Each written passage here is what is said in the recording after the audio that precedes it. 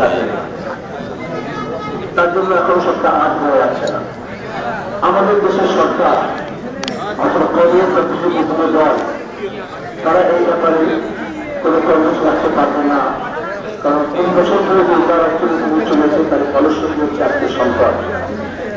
যেখানে আমাদের কাছে স্বনির্ভর অর্থনীতি থাকে, আমাদের সার্বভৌমত্ব থাকে অর্থনীতির ক্ষেত্রে, তার সঙ্গে দাঁড়িয়ে মার্কিন সাম্রাজ্যবাদের যে আধিপত্য বিস্তারের চেষ্টা দক্ষিণ এশিয়া জুড়ে, সেখানে মার্কিন সাম্রাজ্যবাদের সেই আধিপত্য বিস্তারের পথে যাতে বাধা তৈরি করতে পারি এবং সে বাধা আমরা তবে করতে পারবো মানুষকে আমরা ঐক্যবদ্ধ করতে পারি। তাই ধর্মাধিকারের জন্য, একতার জন্য, পিছিয়ে বিরুদ্ধে সমস্ত মানুষকে ঐক্যবদ্ধ করার দরকার।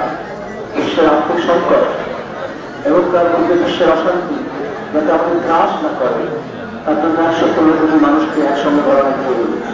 কংগ্রেস এবং বিজেপি যারা দায়িত্ব নিয়ে চলে গেলে এদেশের বিপরীত ব্যবস্থা হবে।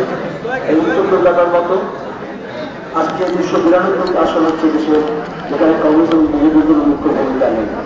3 বছর একটা সরকার দরকার, তার তো একটা নির্দিষ্ট লক্ষ্য, নীতি এবং কমিটি দরকার। আর কারণে গোটা দেশে মণিপুর থেকে গুজরাট, কাশ্মীর থেকে কন্যাকুমারী আজকে কোন নেতা, কোন নেত্রী, কোন দল, কোন গোষ্ঠী এই দাবি করতে পারে না যে সমাজের সব অংশের প্রতিনিধিত্ব করছে।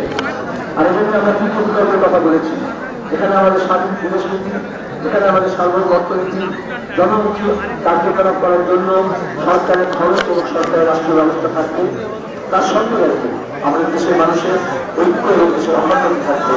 বিচ্ছিন্নতা এবং সাম্প্রদায়িকতার বিরুদ্ধে আমরা লড়াই করব এবং যে সামাজিক প্রসঙ্গ তৈরি হয়েছে গত 2 দশক ধরে ভুল নীতির ফলে তাকে আরো সংহত করে নীতিগুলোকে যাতে সে বৈষম্য দূর করা যায়, যাতে দেশের সমন্বয় বাড়ানো যায়।